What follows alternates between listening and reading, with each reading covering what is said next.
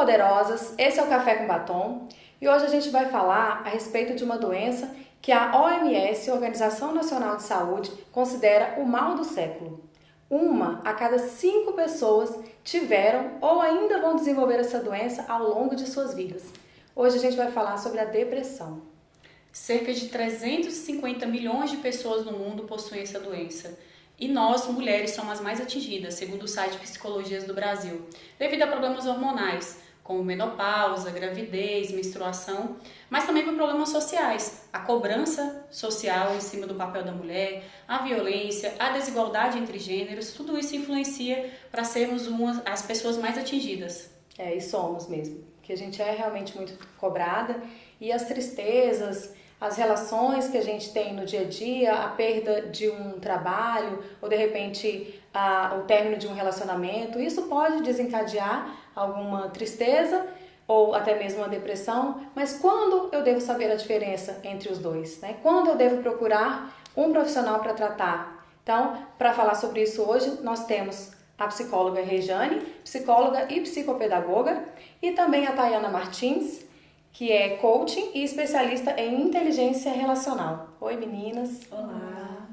Bom, eu acho que para começarmos essa conversa é bom diferenciarmos um pouco o transtorno depressivo da depressão, né? Muitas pessoas acreditam que depressão e transtorno depressivo são a mesma coisa e não são.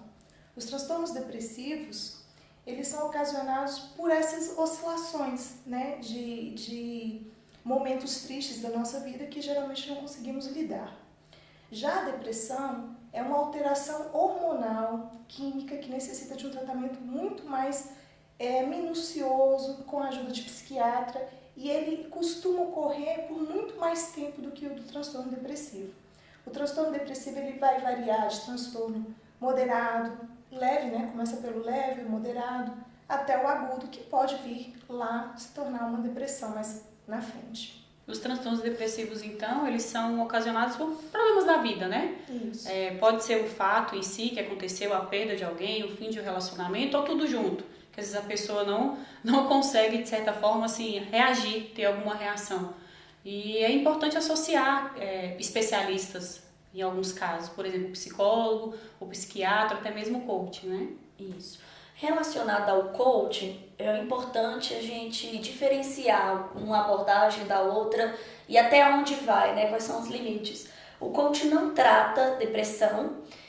Quando nós identificamos um coach, que é aquela pessoa que procura o processo de coaching, né? Os nossos clientes, nesse quadro, o que nós fazemos é encaminhar essa pessoa ao psicólogo, dependendo do caso dela também ao psiquiatra, e aí com esse apoio fazer um trabalho em conjunto, onde a gente consegue desenvolver uma reação, onde a pessoa vai passar por um processo ali de autoconhecimento, entendendo o que ocasionou cada coisa, cada situação que ela está passando. E ao entender isso, ela começa a perceber algumas coisas diferentes. E quando ela passa por esse tratamento também com o psicólogo, com o psiquiatra, ela vai desenvolvendo e criando uma maior base, entrando na normalidade, no bem-estar, na saúde. E aí sim o trabalho de coach começa a render e começa a dar outros resultados. Então eu acredito que o coaching colabora, né, para esse processo onde a pessoa está saindo, seja do transtorno depressivo, seja da depressão, mas ele não trata diretamente, isso é muito importante falar. E Rejane, como que a gente pode diferenciar entre o transtorno depressivo e a depressão? Quais os sintomas diferentes? Ou não tem essa diferença entre eles? Os sintomas são parecidos, o que vai diferenciar é a intensidade, né? A pessoa com uma depressão, ela realmente não consegue mais conviver com a realidade. Ela tem muita dificuldade em lidar com situações do cotidiano. Ela tem muita dificuldade de continuar seguindo a vida dela. Então, assim, ela vai precisar de um acompanhamento muito mais prolongado, tanto com o psicólogo quanto com o psiquiatra, e vai viver o resto da vida tomando uma medicação. Não é como nos transtornos depressivos, que a pessoa ela começa tomando a medicação, fazendo o tratamento, e ali ela vai, de acordo com ela vai melhorando, ela vai diminuindo a medicação, vai desmamando, né? Já na depressão isso já é mais difícil, é bem mais complicado de ocorrer. É muito comum a gente falar de depressão de forma geral. Então, por exemplo, no meu caso, eu tive um transtorno depressivo por um período. Eu passei por um momento difícil de separação do casamento, depois eu fui chamada em um concurso e desconvocada logo em seguida, e eu fiquei um tempo sem conseguir levantar, sem conseguir reagir. Eu comi uma vez ao dia, bebia água, só por necessidade mesmo. E quando eu vi que eu estava, e também não dormia, quando eu vi que estava naquele estágio, eu resolvi procurar um médico e ele me receitou uma medicação para eu conseguir reagir. Logo depois eu deixei, em seguida, assim, eu deixei a medicação que eu vi que não estava me sentindo bem com ela mesmo, deixei a medicação e procurei a ajuda de fora. Procurei igreja, de algumas outras formas assim que eu me sentisse melhor. Eu acho que tem muitas pessoas que acabam achando que está depressiva e se entregam, ou então finge que não tem nada para as outras pessoas e não é diagnosticado com a doença de fato em si, né? Isso acontece muito, né, meninas? A gente tem que tomar muito cuidado porque, assim, um transtorno depressivo não tratado, a tendência é ele ir se agravando, né? E quando a gente costuma dizer, assim, que se você chega num processo na sua vida que você não consegue reagir, e aí você, de repente, né, passa por esse momento, aí, de repente, né, meu marido voltou pra mim, sei lá, deu certo e eu vou entrar no concurso, vou assumir, e aí de repente você acha que não tem mais nenhum problema, mas o problema ainda está lá. E quando ele voltar a te incomodar, ele vai vir com muito mais intensidade. Então, assim, a medicação é importante? Muito, mas só ela não ajuda. Existem várias pessoas que fazem uso de medicação por anos, né, por causa de transtornos depressivos, mas elas não buscam ajuda psicoterápica. E isso dificulta muito, porque assim, a medicação ela só mascara o sintoma, ela dá uma ajuda momentaneamente. Isso. Não descobre a raiz do problema, né? Se você não trabalhar o que causa, né, se você não mudar a forma como você vê a vida, a forma como você sente, né, como você lida com a frustração, como você lida com as situações negativas da sua vida, você vai continuar tendo esses mesmos problemas. Então é crônica a depressão?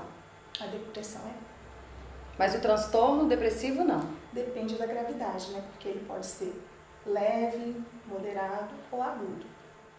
Pegando o gancho aqui da Regiane, eu lembrei de uma coaching que chegou para ser atendida e eu comecei a notar alguns sintomas. Inclusive, perceba se esses sintomas também não aparecem, se estão aparecendo com tanta frequência também na sua vida. E eu vi que ela tinha uma baixa de energia, uma falta de ânimo, que quando ela contava a história dela, que eu pedia para ela contar, ela sempre contava as partes ruins, muito ligada às coisas ruins que aconteceram. E eu perguntei se ela estava indo ao psicólogo, ela ainda não estava, então eu encaminhei. E ela começou um tratamento com o psicólogo e a gente continuou o processo de coaching. E eu lembro quando eu fiz uma pergunta para ela, justamente sobre a história dela. E quais são as coisas boas que te aconteceram na vida, né? Como é que você olha também para as coisas boas? E ela ficou um tempão assim tentando resgatar, tamanha a sensação de sofrimento que ela estava. Mas aí eu até sugeri assim, o nascimento dos seus filhos, foi uma coisa boa para você? Ela, foi algo incrível. E aí na hora ela começou a mudar e começou a perceber que também tinha coisas boas na vida dela, que não eram só coisas ruins. E eu acredito que uma mudança mesmo, como você trouxe, né, de ser, de pensar, de sentir, de olhar de maneira diferente, contribui muito para sair desse quadro, para sair do transtorno, para evoluir a sua maneira de se conhecer. Às vezes, quando a pessoa está no estágio de transtorno um pouco avançado, assim, de dor, ela esquece realmente disso. Isso cega, essa dor cega ela de alguma forma, E ela, de forma que ela não consegue nem ver as coisas boas da vida. Não consegue ver os detalhes. Eu acho que é um dos principais tratamentos que quando começa, é você começa a fazer o paciente a enxergar os detalhes da vida, as coisas boas também, não é, Regiane? É o que eu chamo de ressignificar, né? Você olhar com um outro olhar. Você vê sua história de uma outra forma, você passa a entender as coisas de uma...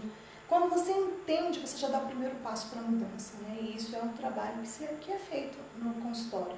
Agora a gente tem que tomar um outro cuidado, que é em relação a achar que sempre o humor rebaixado é o que vai caracterizar a depressão, e não é. Uhum. Também pode ocorrer da pessoa estar eufórica, mas ela pode ainda estar com depressão, né? A pessoa que dorme demais, não tem problema nenhum, ela pode estar com depressão. Não é só a pessoa que tem insônia, mas a pessoa que dorme demais. Então, assim, existem algumas polaridades, né, como essa de insônia ou dormir demais, que a gente muitas vezes não sabe identificar. Só o profissional que vai perceber o que é depressão e o que não é.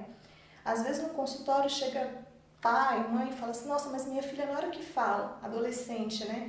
Ah, vamos sair. Aí ela tá ótima, mas na hora que é pra ela estar com a gente em casa, vive enfurnada dentro do quarto, não sai pra nada. Isso não é depressão, porque quando ela não tá, né? Quando ela tá com os amigos dela, ela tá ótima, mas dentro de casa é assim o tempo todo. Mas isso aí depende do grau. Eu vejo que, no meu caso, para eu conseguir sair desse transtorno, que eu, naquele momento difícil que eu estava, eu procurei muito, me abriguei muito na religião, passei a muito ir à igreja, o caso da inteligência espiritual, né? E também a atividade física foi muito importante para mim. Eu sempre pratiquei atividade física, mas nesse período eu não conseguia fazer nada, eu não conseguia correr, eu não conseguia nenhum tipo de atividade física que eu gostava. E desde pequena eu pratiquei. E depois que eu voltei a me exercitar, acho que facilitou muito, me ajudou muito a sair desse momento de tristeza, né? Posso assim dizer, desse transtorno que foi momentâneo. E eu acreditava ser a depressão, não sabia tanto diferenciar. E é isso que vai ajudar, né? Eu falo muito assim, procure uma religião, aquela que você se sente mais à vontade, ou então busque, né, a sua religiosidade, não necessariamente a religião, porque tem algumas pessoas que não aceitam muito essa questão. Mas eu acho que a religião ela é um fator importante para se sair de uma depressão, de um transtorno depressivo. Ajuda, assim como a atividade física, a melhoria da alimentação, da qualidade dos relacionamentos também que a gente precisa trabalhar, e aí o coach trabalha muito bem com essa questão.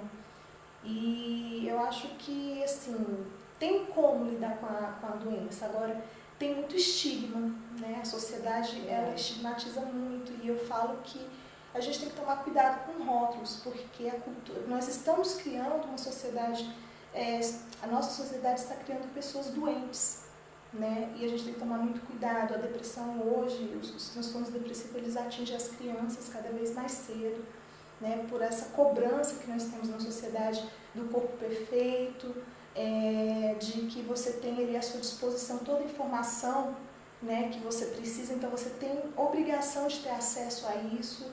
E a cobrança interna também, ela está cada vez maior. Então, assim, a gente tem que tomar muito cuidado, porque vivemos numa sociedade que nos leva a desenvolver esses tipos de transtornos. Então, a gente tem que ser muito resiliente para que a gente consiga lidar com as adversidades do dia a dia e consiga superar. E eu vejo assim que são pequenas coisas, tanto de um lado, do lado ruim, né, dos lados da depressão, da doença, quanto as pequenas coisas também do lado bom.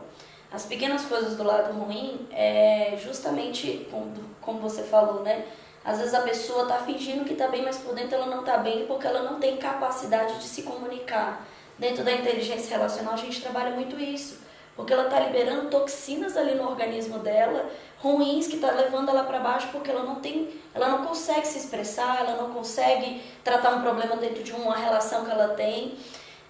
Outra pequena coisa que às vezes vai desencadear, né, um transtorno depressivo é a ansiedade.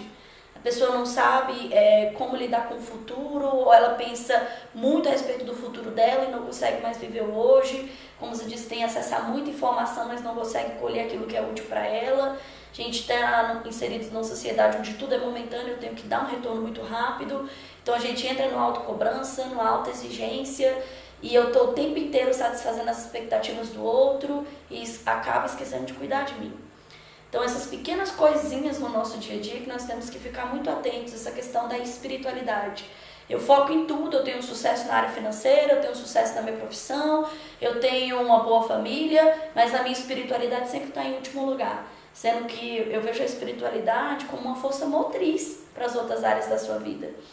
Então são pequenas coisas que a gente vai identificando que, se a gente não tem esse cuidado, muitas vezes vai desenvolver esses transtornos.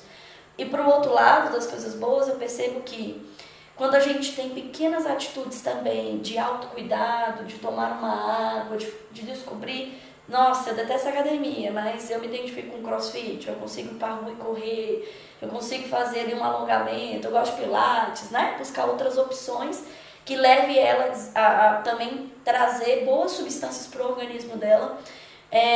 Gente, tem uma coisa que é tão simples e tão preciosa, a gratidão. A gratidão faz tanta diferença. de você acordar e falar, nossa, tenho mais um dia, mais uma oportunidade. Eu acredito que a gratidão nos conecta com a vida. E a depressão está, na verdade, nos afastando da vida.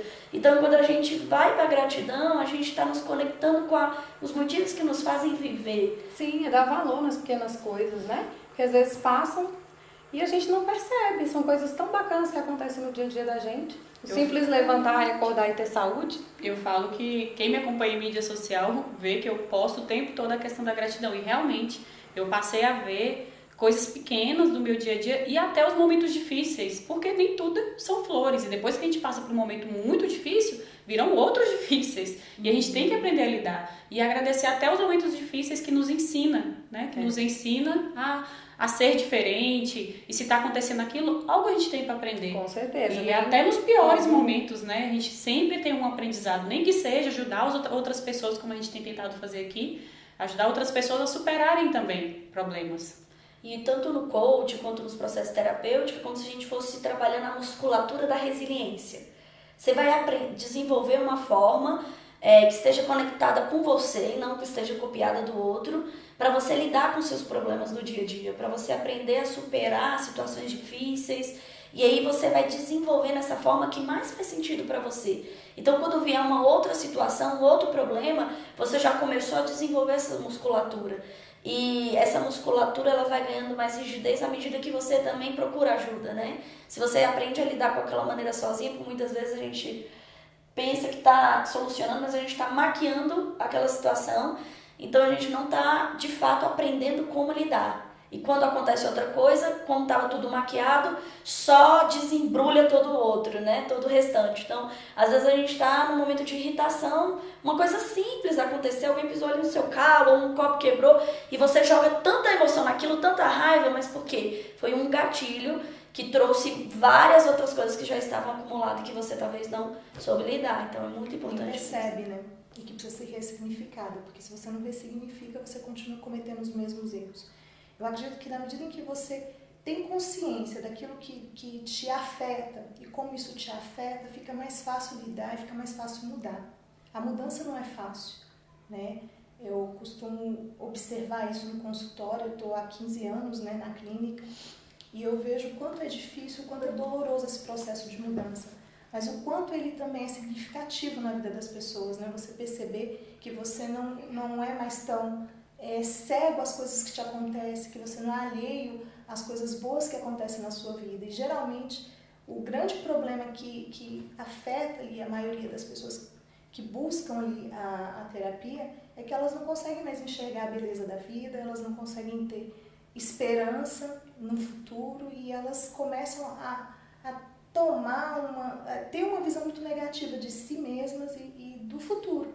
E isso dificulta muito a ver a vida de uma outra forma. E aí vem todos esses transtornos. Eu acho que o problema maior é que a sociedade está tão rápida, tão cheia de informação, e a gente vai pulando tudo em cima, assim, tá acontecendo hoje, começa a acontecer 1 milhão de coisas que a gente esquece. A era da inovação, né? A era da velocidade. A era do... Sim, a gente não consegue gente parar um minuto nem sentar no etapa, sofá. né? A gente pula etapa e pula aquele sofrimento que a gente devia ter passado ali atrás.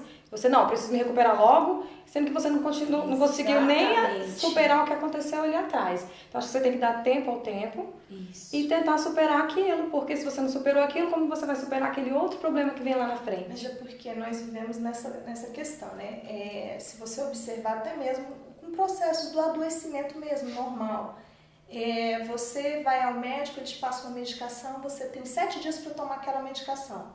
No 3º dia você tá bom, você já para de tomar a medicação, né? Você não dá continuidade.